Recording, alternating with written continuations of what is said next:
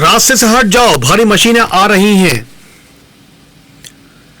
भगवान के लिए झट से रास्ते पर खेलते बच्चों को उठा लो। जंगी घोड़ों का झुंड क्रोधित पशुओं की तरह दौड़ता आ रहा है। ट्रेन ट्रेन घड़ियाल फिर बजने लगा। क्रोधित जंगी घोड़ों का झुंड हवा के झोंकों के समान तेजी से गायब हो गया। मशीनों की गड़गड़ाहट चारों ओर गूंजने लगी और शाम ढलने तक लगातार जारी रही। धूल के भंवर में कष्ट से सांस लेने की प्रक्रिया और रात में आकाश को घेरने की तैयारी करता चिमनियों से निकलता दम घोटू काले धुएं का गुबार।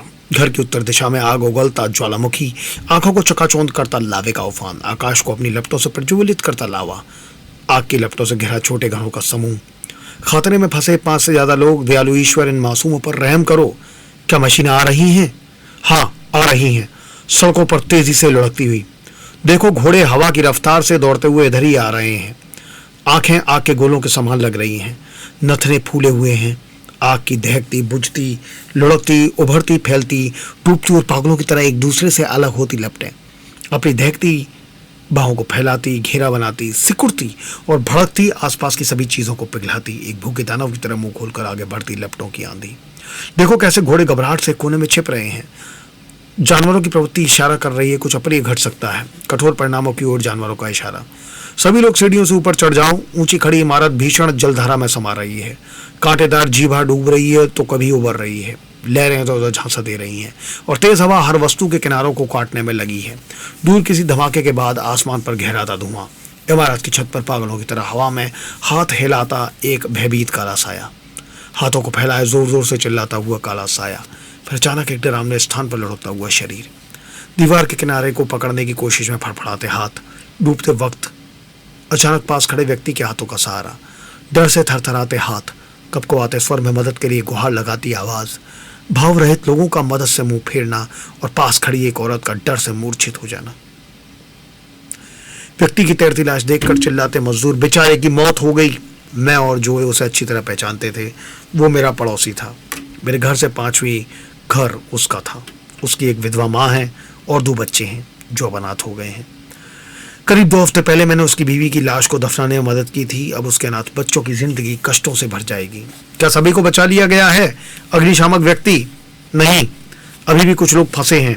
इमारत की आखिरी मंजिल पर गोद में बच्चा लिए एक महिला है। उधर सीधे हाथ की तरफ सीढ़ी लगाई गई है। दमकल कर्मचारी उसे बचाने की कोशिश में जुटे हुए हैं। दर्जनों दमकल कर्मचारी प्रयास कर रहे हैं। उनमें से सबसे लचीला कर्मचारी सीढ़ी के आखिरी छोर तक पहुंच गया है। उसे कोई डर नहीं है, वो बहादुरी की मिसाल है। बस थोड़ा सा और, नीचे से कर्मचारी ने आवाज लगाई। कर्मचारी और ऊपर चढ़ गया। वो खिड़की पर खड़ा हो गया। उसने रस्सी बांधी, साथ में माँ और बच्चों को भी बांधा और खाली स्थान की ओर धकेल दिया और अपने साथी कर्मचारियों को उन्होंने धीरे धीरे नीचे उतारने का इशारा किया। शाबाश दमकल कर्मचारी! नीचे खड़ी भीड़ ने नारे लगाने शुरू किए। तभी कड़कड़ाहट की आवाज के साथ छत नीचे गिरने लगी। हे भगवान, ये क्या हो रहा है? देखो, छत नीचे गिर रही है। इमारत की दीवार भी हिल रही है। जोर जोर से पत्थरों के गिरने की आवाज नीचे आ रही है। ये दृश्य देखकर नीचे खड़े लोगों की सांसें रुक गईं। माँ बच्चों को बचाने वाला दमकल कर्मचारी आग की भट्टी में गिर गया। उम्र के बोझ से झुकी वृद्ध महिला तेजी से आग के पास पहुंचकर छाती पीट पीट कर प्रलाप करने लगी। बेचारा जॉन, मेरा उसके अलावा कोई नहीं था। वो एक बहादुर लड़का था, लेकिन अब वो जिंदा नहीं है। 2 मासूम जानों को बचाने के लिए उसने अपनी जान गंवा दी। अब वो दूर, बहुत दूर चला गया है। क्रूर भट्टी की ओर इशारा कर वो महिला देर तक प्रलाप करती रही। मशीनें अपना काम करती रहीं। लपटें धीरे धीरे कमजोर होती गईं। चारों ओर उदासी छा गई। इस तरह शाम का उजाला रात में तब्दील हो गया। Ernest Jones Foster. अगला अध्याय, वर्णन के द्वारा प्रभावित करना। वर्णन का एक छोटा सा हिस्सा वक्ता को साधक प्रदान करता है। ये चर्चा है, किताब है आप लोगों के पास, अच्छा बोलने की कला, बाय डेल कार्नेगी। इस हिस्से में या तो कोई किस्सा छिपा होता है या फिर जीवनी से संबंधित तथ्य, साथ ही वर्णन से संबंधित पठन घटना के साधारण पहलू भी सम्मिलित होते हैं। वर्णन का अर्थ किसी घटना को कथा के समान प्रस्तुत करना या फिर तथ्यों के समूह और घटनाओं को किसी किस्से के समान पेश करना। वर्णन के मुट्ठी भर सिद्धांत होते हैं, लेकिन इसके सफल अभ्यास के लिए भाषा की कला की आवश्यकता होती है। इसमें कला का उपयोग इतना गहन होता है कि वर्णन के दौरान नियमों और सिद्धांतों पर ध्यान ही नहीं जा सकता। प्राथमिक तौर पर ध्यान दीजिए कि किस प्रकार वक्ता और लेखक के वर्णन का अंदाज भिन्न होता है। संवाद के विस्तार और किरदार के चित्रण का इस्तेमाल कहाँ नहीं किया जाता, कहाँ तथ्यों के विस्तार की स्वतंत्रता नहीं होती और मंच पर वर्णन की कला का अर्थ क्या होता है। निश्चित रूप से वर्णन की सभी विधियों में कुछ समानताएं अवश्य होती हैं। विवरण, व्याख्यान, वाद विवाद और अपील के द्वारा वर्णन की कड़ियों को जोड़ा जाता है। कड़ियों को इस प्रकार जोड़ा जाता है कि वर्णन का अंत बहुत प्रभावशाली हो जाए। प्रभावशाली क्षण तक वर्णन के अहम विचार को गुप्त रखा जाता है और गैर जरूरी पहलुओं को दबाने की कोशिश की जाती है। इसी प्रकार हानिकारक तथ्यों को उजागर नहीं किया जाता है। हम कह सकते हैं कि चाहे मंच हो या पत्रिका, वर्णन की कला में ऐतिहासिक तथ्यों के अलावा भी बहुत कुछ होता है। घटनाओं को क्रमबद्ध तरीके से जोड़ना भी बहुत अहम प्रक्रिया होती है। इस प्रकार वर्णन प्रभावशाली हो जाता है। ध्यान देने योग्य है कि मंच पर प्रस्तुत किए जाने वाला वर्णन या तो कम सुसंस्कृत होता है या फिर बहुत नाटकीय। इसके विपरीत लेख के द्वारा किया गया वर्णन ज्यादा निपुण होता है, या हम कह सकते हैं कि उसमें नाटकीय प्रभाव कम होता है। लेकिन आज के दौर में मंच पर वर्णन की कला प्रस्तुत करने वाले वक्ता पुराने जमाने के वक्ताओं के मुकाबले अलग अंदाज पेश करने में विश्वास रखते हैं।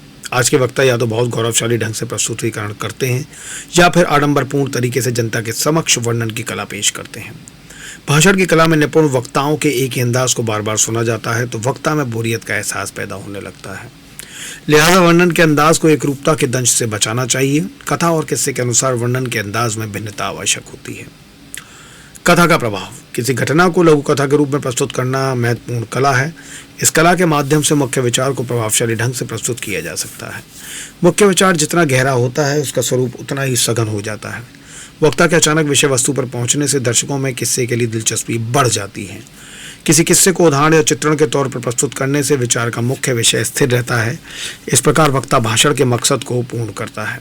यदि किसी बहुत हास्यास्पद चुटकुले को नीरस अंदाज में सुनाया जाए तो जाहिर तौर पर उसका हास्य नष्ट हो जाता है। इसके विपरीत किसी नीरस किस्से को वर्णन के द्वारा दिलचस्प बनाया जा सकता है। किसी हास्यप्रद और हाजिर जवाब किस्से को बातचीत में शामिल करने का मौका आसानी से मिल जाता है। हाजिर जवाबी बहुत दिलचस्प होती है, गहरी छाप छोड़ती है और कभी कभी सीधे दिल को छू जाती है। हास्य का स्वभाव शालीन होता है, इससे कभी चोट नहीं पहुंचती। दो विचारों के बीच संबंधों के रहस्य से को जानने से हास्य का जन्म होता है। हास्य वस्तुओं के बीच सामान्य संबंधों से ऊपर होता है।